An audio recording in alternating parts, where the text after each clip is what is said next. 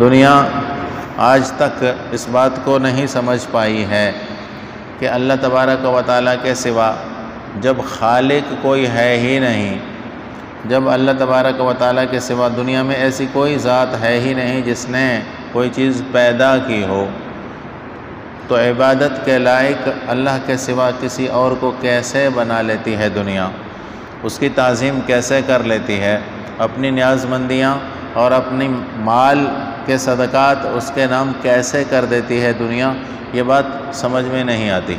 اللہ نے بار بار اپنی ربوبیت کو بیان فرمایا، اپنی توحید کو بیان فرمایا کہ رب بھی میں ہوں، تمام تمہاری زندگی کے تمام مراحل کا درجے کے حساب سے انتظام میں کرتا ہوں۔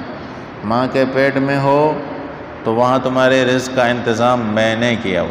دنیا کا کوئی ولی، کوئی پیر، کوئی ڈاکٹر ماں کے پیٹ میں پڑے ہوئے بچے کو رزق نہیں کھلا سکتا، نہیں پہنچاتا، میں پہنچاتا ہوں۔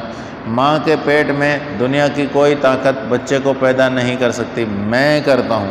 پیدا ہو جانے کے بعد تمہارے رزق کا انتظام ماں کی چھاتی سے میں کرتا ہوں۔ تمہارے آہستہ آہستہ قد اور کاٹھ کے بڑھنے کے حساب سے تمہارے عقل اور شعور کو میں بڑھاتا ہوں۔ چلتے چلاتے جوانی میں دیتا ہوں، بڑھاپا میں دیتا ہوں، موت میرے آرڈر اور میرے حکم سے آتی ہے۔ تو پھر اللہ کے سوا کون ہے جس کی تم نیاز مندیاں کرتے ہو، جن کو تم اللہ کا شریک ٹھہراتے ہو اور اللہ کی طرح ان کی تعظیم یا ان کی عبادت یا اپنا مال ان کے نام پر دیتے ہو؟ اللہ کے سوا کسی دوسرے کے نام پر مال دینا بھی تو عبادت ہے، جھکنا بھی تو عبادت ہے، سجدہ کرنا بھی عبادت ہے، اور اسی طرح اپنے دل کا ڈر یا خوف اور یا امید اللہ کے سوا کسی سے باندھ لینا بھی تو عبادت ہے۔ کسی سے ڈر یا کسی سے خوف، فطری خوف انسان کا یا جسمانی خوف یا طبعی خوف الگ چیز ہے، لیکن یہ خوف کہ اگر وہ مجھ سے ناراض ہو گیا تو میری روزی کا مسئلہ بن جائے گا، اگر وہ ناراض ہو گیا تو ہمیشہ میں جہنم میں چلا جاؤں گا، اگر وہ مجھ سے ناراض ہو گیا تو میں کبھی بھی نعمتیں جنت کی نہیں پا سکوں گا، یہ خیال تو صرف اللہ کے ساتھ ہی جوڑا جا سکتا ہے، اللہ کے سوا کسی کے ساتھ نہیں جوڑتا یہ خیال۔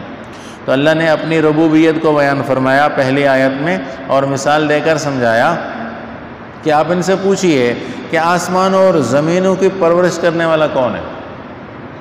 اب آسمان اور زمین میں بہت بڑے نظام پڑے ہوئے ہیں، بہت بڑا نظام زمینوں کے اندر بھی ہے، بڑا نظام آسمانوں کے اندر بھی ہے، کوئی غور کرے تو بہت ہیں۔ آسمان میں ستارے ہیں، آسمان میں سورج چاند گردش کر رہا ہے، آسمان ایک دوسرے کے اوپر ہیں، اور وہاں سے اللہ تبارک و تعالیٰ کا آرڈر اور فرمان آتا ہے، وہاں سے بارش کا حکم آتا ہے، اس طرف آسمانوں کے ہی طرف سے بارشیں برستی ہیں اور دنیا کے رزق کا انتظام ہوتا ہے۔ کون ہے ان کا رب اور پالنے والا؟ قول اللہ، پھر خود فرمایا کہ پیغمبر آپ خود کہہ دیجئے کہ اللہ ہی ہے اور کوئی ہو ہی نہیں سکتا۔ اور آج تک دنیا کی باطل طاقتوں میں سے کسی نے یہ دعویٰ نہیں کیا، کسی پیر، کسی فقیر، کسی پیغمبر، کسی بھی قسم کے دیوتا یا دیوی نے یہ دعویٰ نہیں کیا کہ آسمان پر میرا تصرف چلتا ہے، آسمان پر میرا آرڈر چلتا ہے۔ آج میں حکم دے دوں گا سورج کو تو رک جائے گا، آج میں حکم دے دوں گا ستاروں کو تو رک جائیں گے، آج میں آرڈر دے دوں گا چاند کو تو نظر نہیں آئے گا۔ آج تک کسی باطل طاقت نے یہ دعویٰ کیا ہی نہیں ہے، مطلب یہاں سب بے بس ہیں۔ میں نے گزشتہ مجلس میں بتایا تھا کہ اللہ تعالیٰ نے ہوا اپنے کنٹرول میں رکھی ہے، اللہ تعالیٰ نے زمین اپنے کنٹرول میں رکھی ہے، اللہ تعالیٰ نے آگ اپنی کنٹرول میں رکھی ہے، اللہ نے پانی اپنے کنٹرول میں رکھا ہے۔ دنیا کی پیدائش اور خلقت ان چار چیزوں سے ہوئی ہے، آگ، آتش، باد اور خاک، یہ چار چیزیں ہیں۔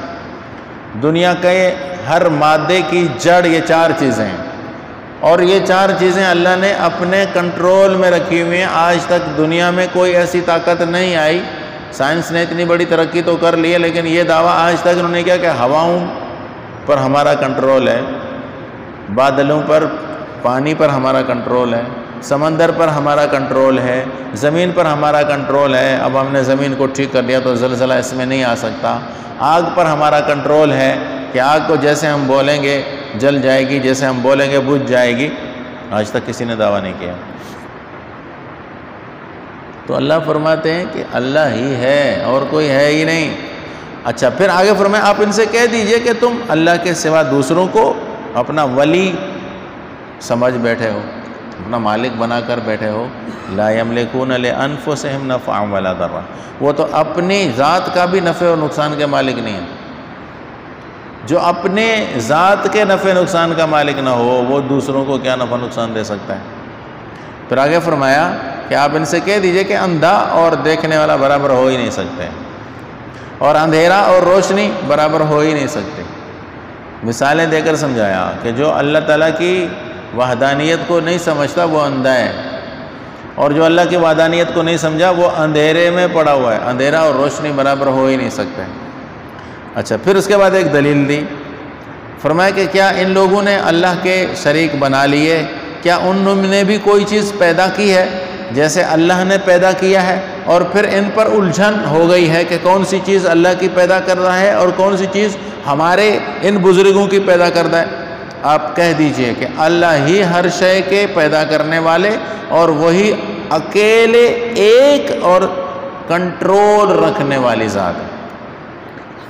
بھلا کوئی ان کو شاید یہ شبہ ہو گیا کہ یہ چیزیں اللہ نے پیدا کی ہیں اور یہ چیزیں ہمارے بزرگوں نے، پیروں نے، فقیروں نے پیدا کی ہیں، اور پھر الجھن ہو گئی کہ پتہ نہیں کون سی اللہ کی مخلوق ہے، کون سی ہمارے بزرگوں کی مخلوق ہے، کہ چلو ہم الجھ پڑے ہیں، اب ہم کیا کریں۔ لیکن اللہ خالق کل شیء، اب ان سے کہہ دیا پیدا کرنے والا تو سب کا اللہ ہی ہے، ساری چیزیں اللہ نے پیدا کی، پھر کنٹرول بھی سب پر اسی کا ہے، تو پھر اس کے در کو چھوڑ کر کہاں جا رہے ہیں؟